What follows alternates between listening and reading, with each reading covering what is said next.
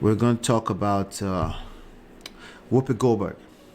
Okay, we're going to talk about Whoopi Goldberg. We're in very challenging times, right? Very challenging times we are in, right?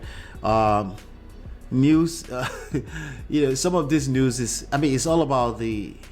Everyone is sensitive. Let's just call it what it is, right? Everyone is highly sensitive, beyond measures. You have to watch your mouth, right? You could say the wrong thing very quickly, right? And a lot of it I will attribute to the fact that people are looking for fast answers. They want answers to everything right now, right? And the truth is that life is always a move of faith. If you're driving from New York to California, you can only see so many feet, right? So many feet. So you can't even see. I mean, we're talking about what, 3 to 5,000 miles. You can only see a few, maybe 100 feet in front of you at maximum. You can only see. I don't care how good your vision is. You can only you can only see so much as far as the distance you're going in front of you, and that's just how life is. But everyone is looking for answers. So in this effort to get answers, questions, and instant gratifications, people have very low tolerance. You see people confusing boundaries with low tolerance. You see that everywhere. People are very quick to say boundaries. Now, I value boundaries in relationships, in life in general. But when I hear people say boundaries these days, when I hear a few more sentences, what they're talking about is the fact that they have low tolerance. They have very low tolerance for other people, their wives, their girlfriends, and they're very quick to react negatively to something that triggers them. In fact, they get triggered by the word trigger, and they use the word trigger so much. I'm like, yo, the word has lost its value. That particular word, trigger, boundaries. No one is talking about tolerance, right? And you can see it in the media, right? Now, am I saying what she said? What did she say? But let's even talk about what she said, right? What did Miss Goldberg say? Miss Goldberg used to be an actress, a comedian. She's now on The View, I think, one of the daily shows, which most of the audience is ladies, right? So I think there's The View. I'm not sure if it's The View or The Real. But let's see here.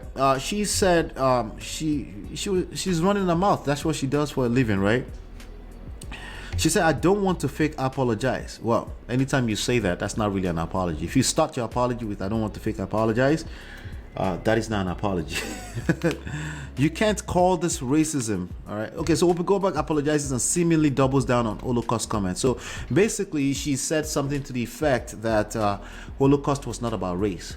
Okay, and I noticed us black people, we do this a lot. Anything that doesn't involve black people, we kind of discount it. Anything that doesn't involve our own group of people, we discount it, right? Every group of people who does this, right? Hey, don't compare your experience to mine. Don't discount my experience. And that's effectively what we do to each other when we even go in that direction. We don't respect other people's experiences. We tend to do that a lot, Now, I just said black people would do that, but the truth is that I don't have a white person's experience, so maybe they do the same thing. I would probably argue and bet that they also do the same thing. Humans are humans in general. However, she said the Holocaust was not about race, right? And about 6 million people took an offense to that, right? So and then she came back and apologized because she realized that some people has felt offended by this sentence, right? Her submission was basically, she was saying that it's a fight between two groups of white people. So because it's a fight between two groups of white people, she's basically said it wasn't about race, right? And people took an offense to that. So she said, I don't want to fake apologize. You can't call this racism. Goldberg said on the Late Show. So she went on the Late Show with Stephen Colbert. I think of race as being something that I can see. So that's how she's always learned it. How can you say it's about race when you're fighting each other? So now clearly the environment in public, I guess mainstream media does not, they don't appreciate this. So she's getting a lot of pushback about this. Now, here's the lesson that I feel like we can get out of this, right? The lesson. Okay, I think she's on The View. Yeah, let's be truthful about it, because Holocaust isn't about race. That was the original statement, right? Now, everyone thinks that their own experience is the most authentic and the only thing that should be valid. People do this all the time.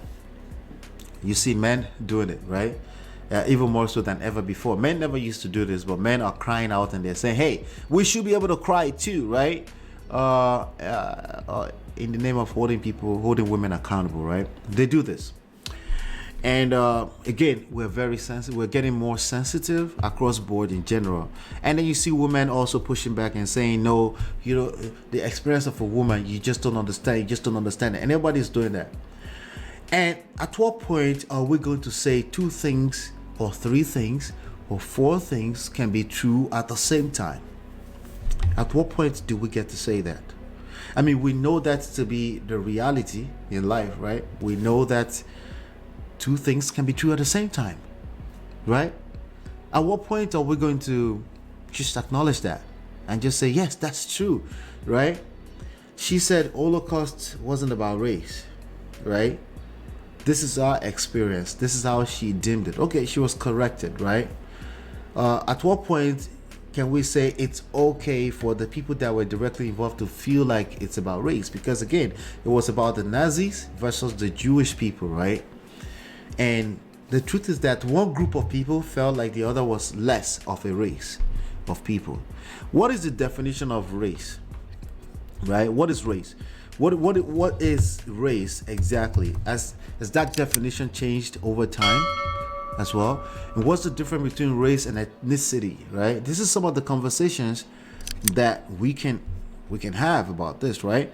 Now, as that evolve over time. Now, one thing we know about pop culture is that meanings of words evolve over time, and the new meanings become the truth.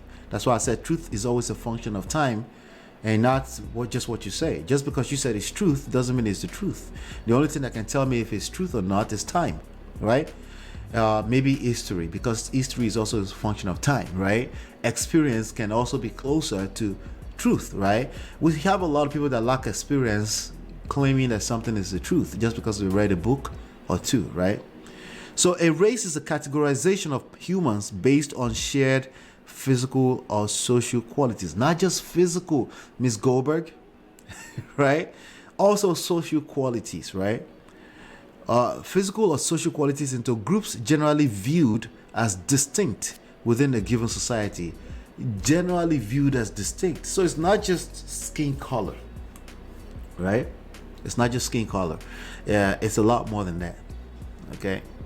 It's skin color will be the physical aspect of things, but from a social standpoint, you see people will say Hispanic people can be categorized as part of it. It's okay if they say nigger or not, right? Because again, some people start to normalize that they are also part of the community in a lot of ways, right? And if you don't move with wisdom in life, if you think of life in absolutes, you will continue to have these problems. And the problem in our society right now precisely is about we're still fighting each other as just a human race, right? So when you say human race, it actually discounts the meaning of race, right? It's almost like there's no such thing. The humans are humans. It's more like a species, right? Like a species of living things, right? But in efforts to bring us all together, you see people say things like human race. There's nothing wrong with that. When do we get to a point where we say, hey, it's okay for us to push that narrative because it builds as opposed to divide, right? What is wrong with that? And this is some of the problems that we're having across board. Okay, now how do we fix this in general? The only thing we can do is, as individuals, we do better as individuals, okay? And that helps the community at large over time. Now, if you're a teacher, if you're a person who runs YouTube channels, you can also help, right? Because a few people are listening to you at any point in time, and you can also help push these narratives in a better way. It's okay to give Miss Goldberg the grace that she's speaking, right? This is what I mean by sometimes I sound like I'm speaking from both sides of my mouth. I have to, because everything else is almost seems like we're causing more division, right? People that speaks in absolutes, people that speak in polarized views, right? Yes, they build bigger audience, but they create more division, if anything, right? So I think that's something we should pay attention to.